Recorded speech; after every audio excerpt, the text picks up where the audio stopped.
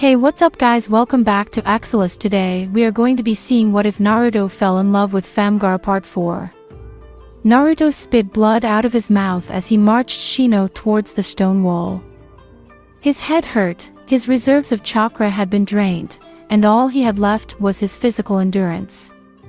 Shino's bugs, as it turned out, were capable of consuming chakra upon contact, and they had sucked the blonde nearly dry.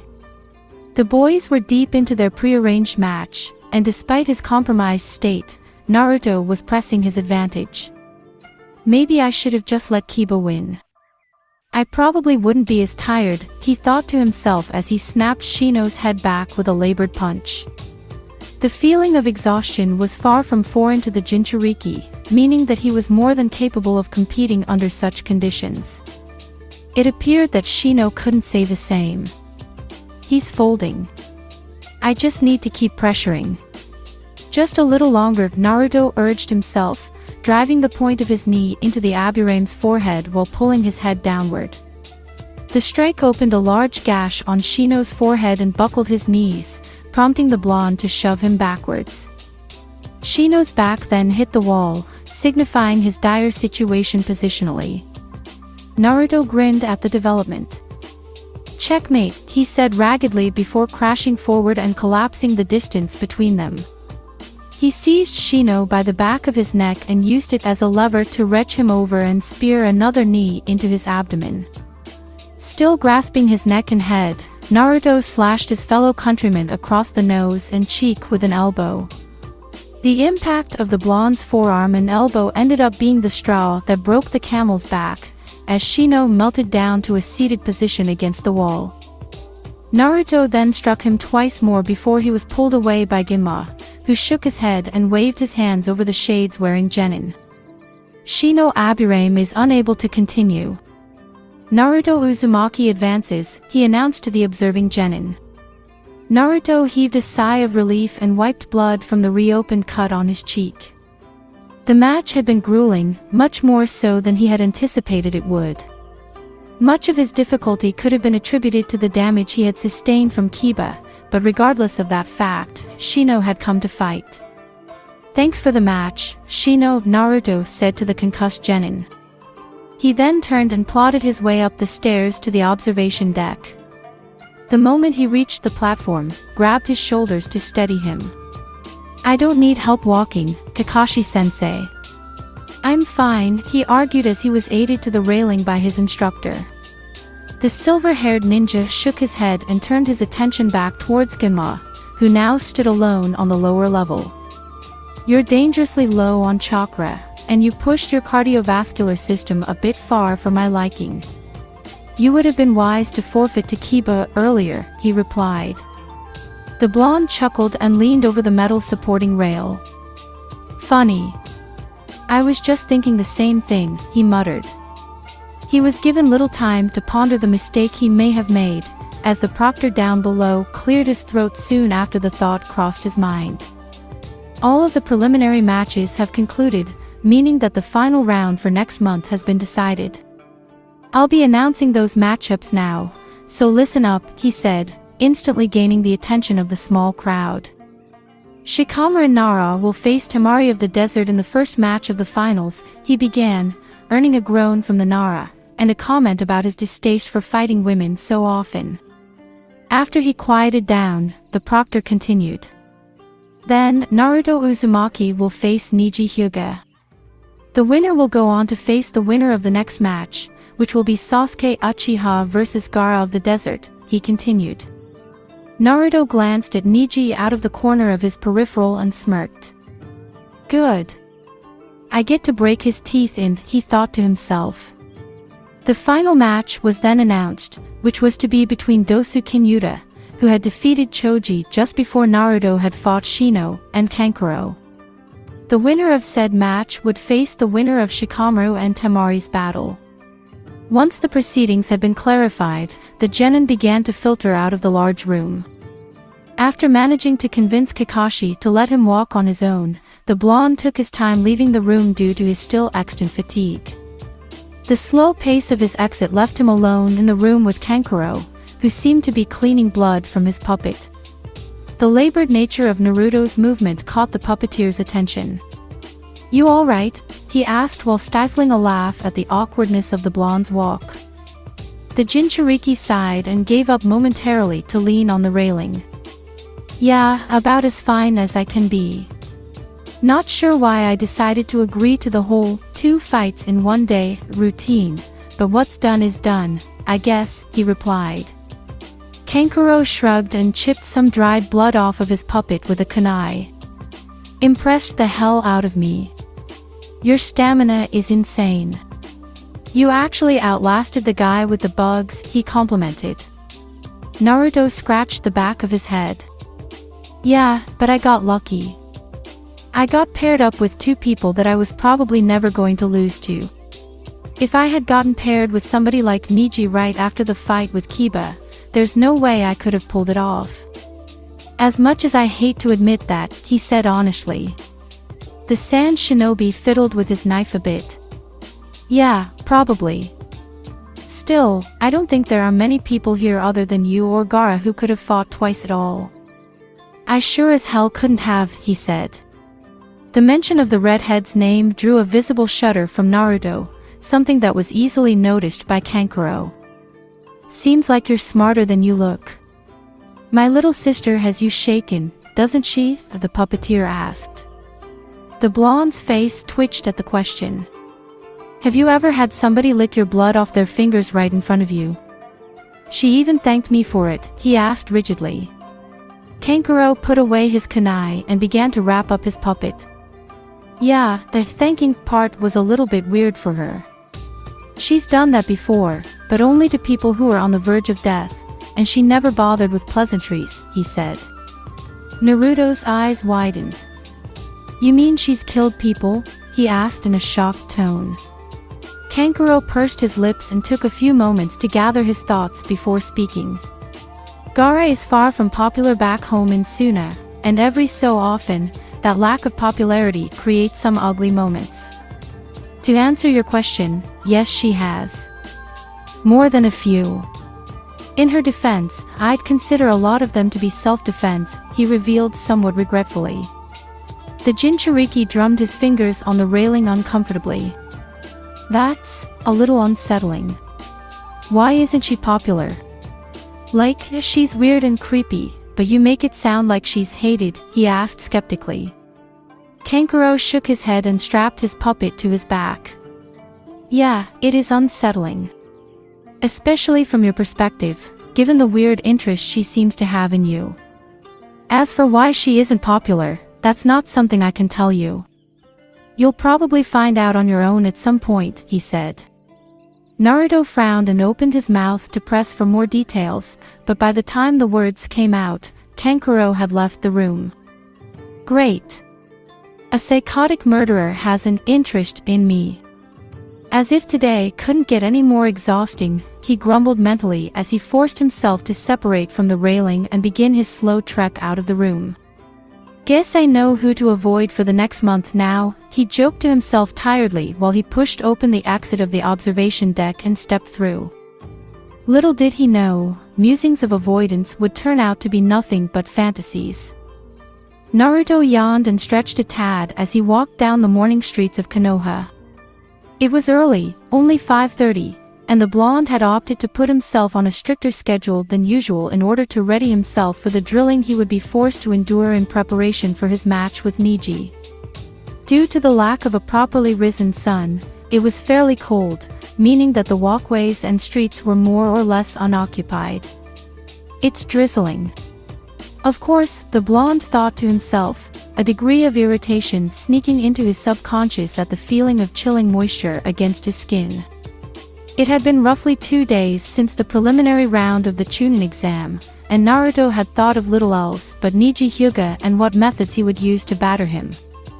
A smirk spread across the blonde's face as he visualized the arrogant Hyuga falling to his knees in the wake of a vicious and unrelenting defeat. That's gonna be fun, he thought to himself darkly. As he reveled in the potential possibilities, he rounded a corner and began to walk down a more secluded street. Given that it was still dark and rain-induced mist was fairly thick in the air, it took the blonde a bit too long to realize that he wasn't alone on the street. Completely detached from his surroundings for the moments, Naruto accidentally ran into another person, knocking them to the ground unintentionally. "Oh geez, sorry about that. Are you Dash?" the blonde began as extended a hand down to the person he had bowled over. His words froze in his mouth when he recognized the person he was offering assistance to. Seated on her rear end with a characteristically blank look on her face was Gaara, whose face and hair were soaked with the morning drizzle. "Good morning," she greeted simply. Feeling as though it would be rude not to assist her despite his fear, the blonde fully extended his hand down to her. Sorry about that. I wasn't paying attention," he stammered tensely. The redhead studied the hand intently, seemingly trying to decipher the meaning of its position in proximity to her. After a few moments, she stood up on her own unaided. "You already apologized to me," she pointed out while dusting herself off. Naruto rapidly searched for an appropriate response, but came up empty-handed. There was then a stretch of silence. "Just my luck. First it rains, then I run into her in an empty street," Naruto lamented as Gaara gazed at him apathetically. Eventually, he asked a question. "Why are you up and out so early?" he asked.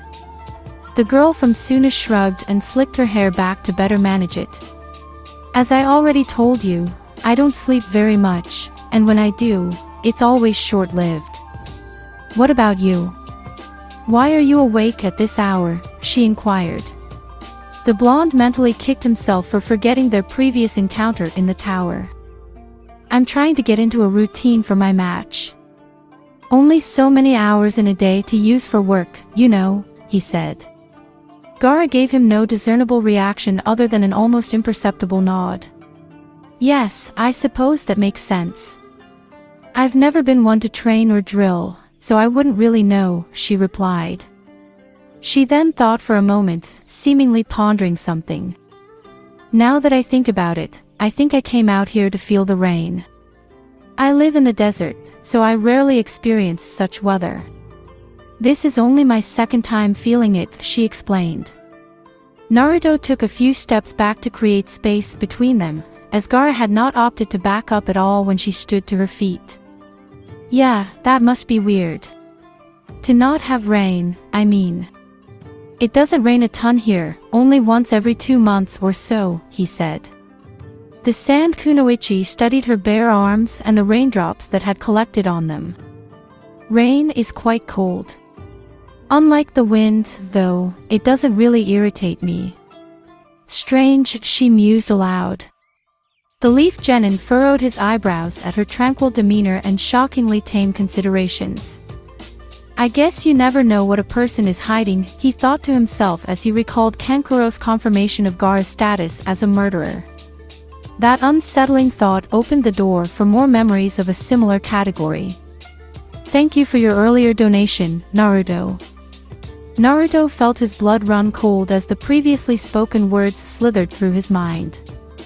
More than fear, however, the blonde felt a wave of curiosity and confusion washing over him as he looked upon the crimson-haired girl before him.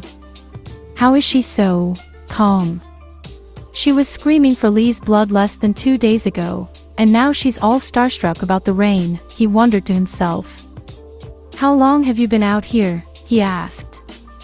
Gaara turned her attention from the sky above back to him in response to his question. "Around 3 hours. I was able to sleep for 30 minutes from about 2 to 2:30 this morning, so I had some extra energy," she said matter-of-factly. Naruto's eyes widened. "It's like 40 degrees out, and you're wearing a short-sleeved shirt. Aren't you cold?" he asked, dumbfounded by the prospect of a person simply walking about in such conditions with so little covering. The redhead shrugged. "Temperature has never bothered me very much. I've lived in heat my whole life, and the cold numbs me, so I don't feel it." "Are you bothered by the cold?" she asked. Naruto nodded and pulled his jacket more tightly around himself. "Yeah, I guess so. Not that I haven't gotten used to spending time in it, though." I get locked out sometimes, he said with a chuckle. The redhead showed a frown for the first time since their meeting that morning. If it's your home, how can you be locked out? Does your family dislike you? She asked. The leaf genin scratched the back of his head uncomfortably. I don't really have one, actually. My door is wonky, and it locks itself sometimes. Weird as that sounds, it's true, he said, trying to mask his discomfort with a humorous tone. For a brief moment, Gaara's face twisted into a defined expression. One of familiarity. It vanished as quickly as it came, hidden well by a flash of morning lightning. Ah, I understand. Perhaps you should replace the door, or fix it, she suggested. Naruto shook his head and patted his pocket symbolically. I'm a little short on money, so that probably won't happen for a while. Not that I mind. It always unlocks eventually, he admitted. Gaara assessed him carefully and stepped forward. You look extremely ragged. Your face is still bruised and cut, and your breathing pattern is erratic and choppy, she observed bluntly. Naruto immediately felt his fear resurface at her sudden interest in his injuries. He shifted his feet uncomfortably and glanced to his left, spotting a corner turning onto another street. Yeah, I guess so. I did fight twice during the prelims, so I don't think it's all that weird. Now, I know this is sudden, but I need to start my training, he said quickly before maneuvering around Gaara and making his way to the previously identified corner, around which he walked to disappear from sight. The girl from Suna watched him leave and tilted her head to one side, causing a strand of damp hair to stray down onto her forehead again. Did I say something unusual? Kakashi concealed his Sharingan once more and turned around to make his way to the opposite edge of the rooftop. The scene he had just witnessed had been an odd one by several metrics, but excessively interesting nonetheless. What a strange girl. Equal parts insane and completely naive. Weird mix of traits, he thought to himself in reference to Gaara, whom the silver-haired ninja had just finished watching converse with his blonde pupil. Despite the relatively short length of the conversation, much could be garnered from its contents. On the one hand, Naruto is utterly terrified of her, and with good reason. But on the other hand, I kind of feel like he's in a good deal less danger than somebody like Sasuke would be in the same situation. Not sure why, but it doesn't feel likely that he's injured by her this month, the Jonin reviewed within his mind. Kakashi then began to leap across rooftops in the direction of his home. Funnily enough, Naruto's chakra levels were more erratic than hers were. Almost certainly due to fear, but even still. Naruto isn't afraid of much, and he can't even start to hide it with this one, he pondered. As he crossed buildings, Kakashi considered a possibility. That sand of hers isn't linked to her chakra, but it clearly treats her like fine china. Even her carrying gourd came to her aid against Lee. That alongside her miraculous recovery from the injury she sustained, it all suggests one thing, he thought analytically. He then reached the roof of his home, on which he had installed a trapdoor for easy entry. Once inside, he poured himself a glass of water from his faucet and sat down in a dining room chair. As he sipped the liquid, he completed his hypothesis. You may have, by pure coincidence, run into another one, Naruto. Alright, that's it for today's video guys. Let me know how was the story down in the comment section. Also don't forget to like, share and subscribe. I'll catch you in another video. Peace.